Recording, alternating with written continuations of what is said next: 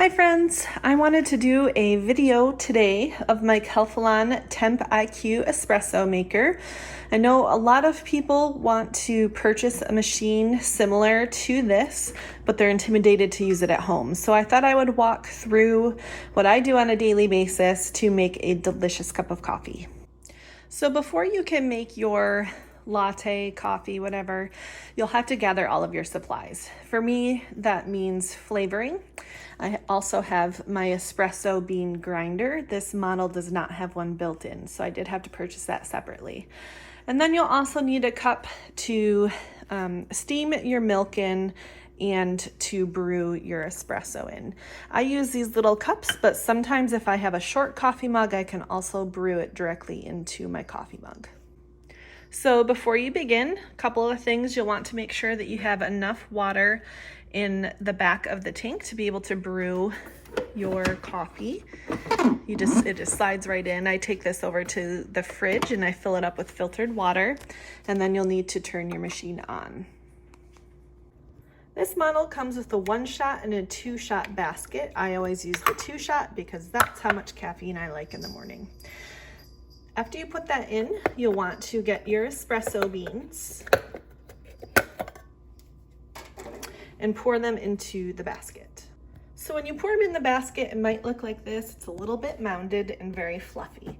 You'll want to take this and tamp it down so that it's really, really compacted in there. If you don't, it won't brew correctly. So once you have it really compacted in there, you want to make sure to clear off the edges of the basket. Otherwise, it won't secure properly in the machine.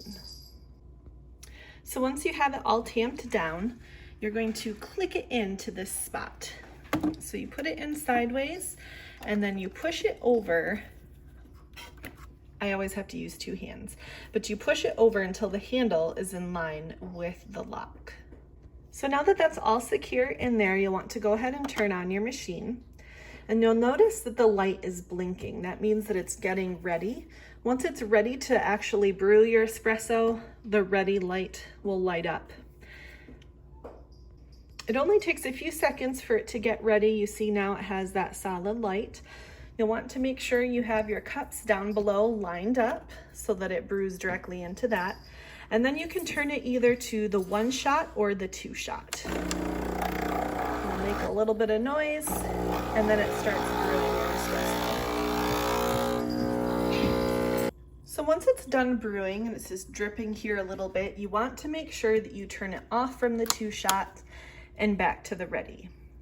So if you're in the mood for iced coffee, you can go ahead and stop using the espresso maker here and just pour your espresso into a glass with some ice, milk of your choice, and then flavorings of your choice.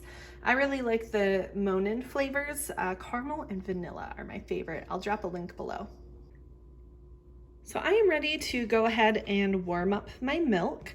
Again, the machine is ready to go. I'll turn it to steam when I'm ready to start steaming my milk.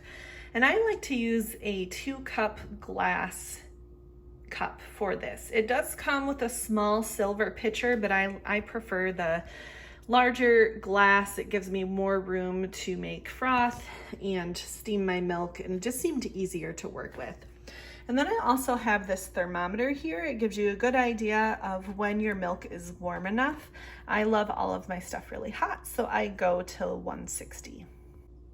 So this might be difficult to show, but you turn it to steam, and it does take it a second or two to get ready. But I always put the frothing wand in my milk so that once it starts going, I have my milk ready to go and it's not gonna splash all over. So for me, I find it best to have the wand just in the top of the milk. You don't want to put it down too far. And then when I want to make more froth, I take it out even further so there's more air blowing into it. And that seems to make more froth in my milk. So now that my milk is at the temperature that I want, I turn the dial back to ready. And you'll see that there's some steam, a little bit of excess espresso coming out. That's just the machine cleaning itself. So you don't really have to do a whole lot for it at this point to clean it once you're done with your cup of milk. I do always have a wet cloth handy, and I wipe down the wand and the machine just to make sure that nothing gets stuck on it and is nasty for the next day.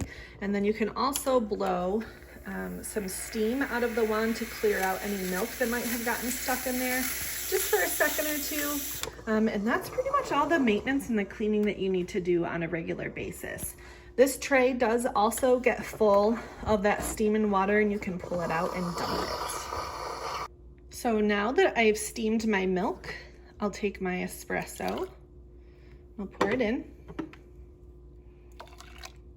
I'll put in any flavorings that I want for that day, syrup, collagen, cinnamon, all of that's delicious. And then you pour in the milk. So if you pour slowly, the froth stays in the glass. You can also hold it back with a spoon if that's easier. And then I like to stir it up at this point so that it gets nice and mixed with all of the flavors. And then you can pour the froth in and the rest of the milk. See, it does make a nice foamy froth there. Again, I did have to practice with that. It was not easy to do at first. And I should also preface that I am no barista. I'm not a professional by any means, but this is how I do it at home on a regular basis. It's definitely cut down on my Starbucks budget, and I've enjoyed making this at home the past year or so. If you have any questions, let me know. Again, I linked everything down in my profile below, and I hope you all have a good day.